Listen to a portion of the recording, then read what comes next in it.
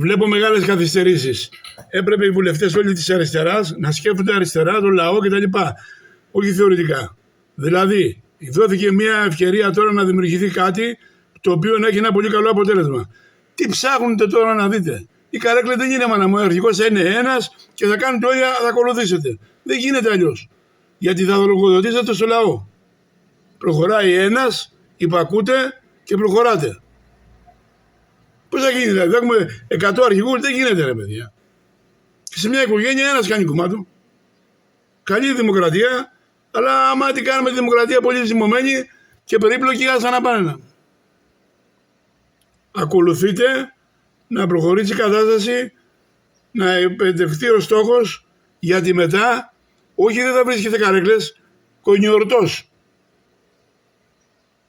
Τα λέω καλά, τα λέω άσχημα, έτσι τα σκέφτομαι.